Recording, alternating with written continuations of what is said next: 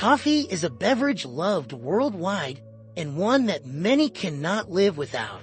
Despite the various ways it can be consumed and the ongoing discussions about the best way to prepare it, there is a global consensus on which coffee is the most famous on the planet. And this is where it stands out. The Colombian coffee, world-renowned and associated as the best coffee on the planet. The Colombian product has captured the international imagination, and the Latin American country has become globally recognized as the place where the best coffee beans on the planet are produced.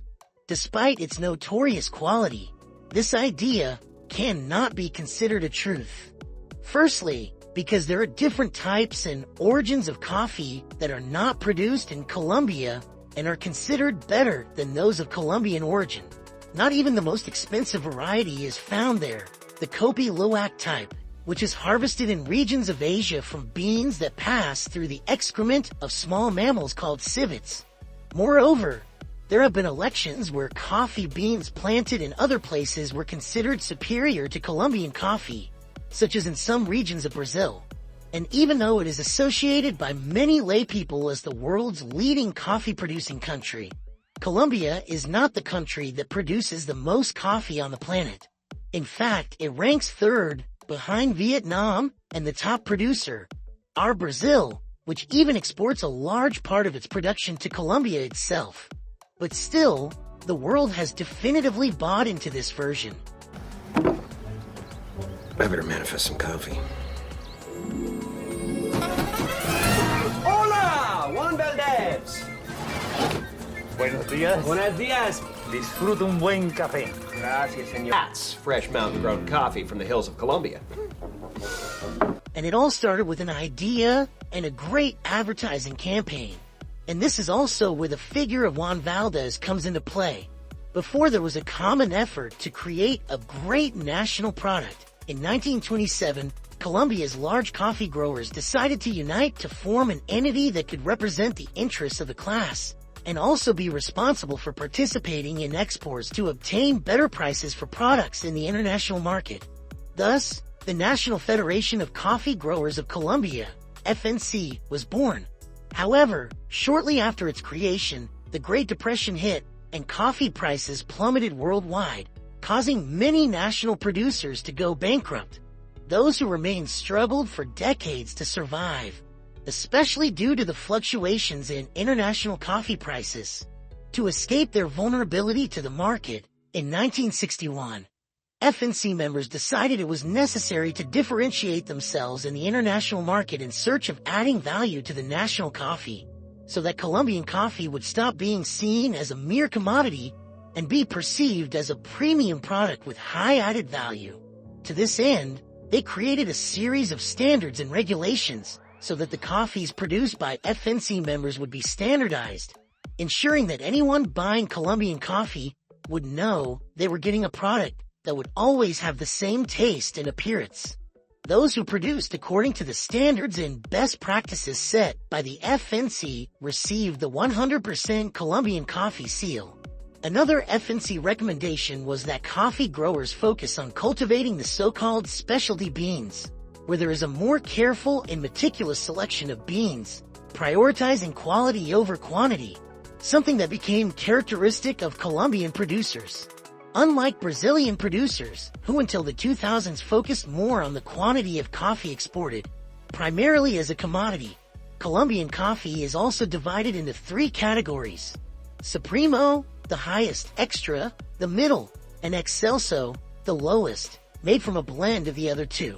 However, in addition to standardization and the new reality of Colombian production, coffee growers realized that it was necessary to create a marketing campaign around Colombian coffee so that consumers would associate Colombia as the place for the best coffee in the world.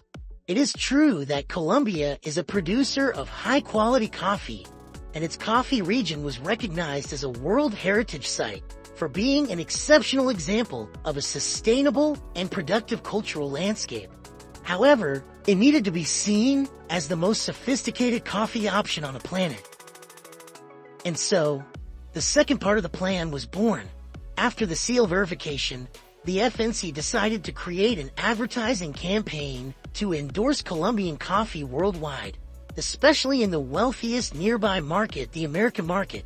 This was done through a figure that would represent Colombian coffee growers while also being a friendly image that reflected the simplicity of the farmers. For this, the FNC hired the American advertising agency Doyle Dane Bernbach DDB, which came up with the idea of creating a character that symbolized all these values. Juan Valdez, a farmer with his mule, a person who loves and lives for coffee and who cares for the beans as if they were treasures. From this idea, the agency hired actor Jose Duval to play the Colombian character. Duval was Cuban and resided in the United States.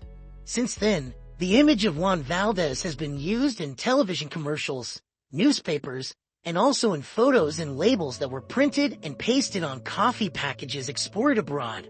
In addition, actor Jose Duval traveled the world in the following years, representing the character to promote Colombian coffee, something that became a true asset.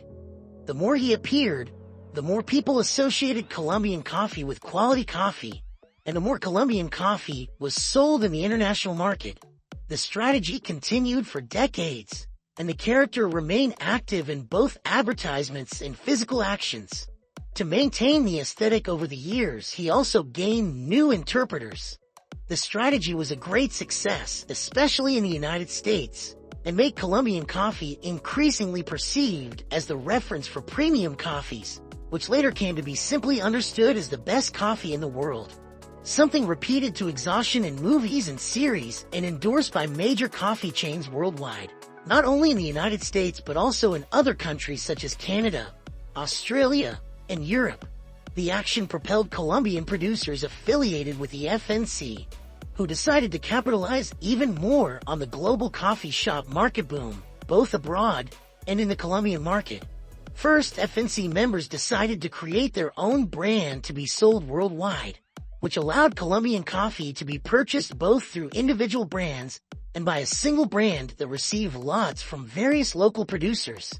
This single brand gave rise to a separate company called Procafecol S.A., which markets the Juan Valdez label, now sold in 25 countries. In addition to a label, there was also the creation of a coffee shop chain, Juan Valdez Cafe, which also offers food and other beverages, following the example of major global chains. The chain was created in 2002 and earned the nickname the Starbucks of Colombia, inaugurated in December 2002 in Bogotá's El Dorado Airport. Shortly afterward, the chain opened stores in other Colombian cities, such as Cali and Medellin.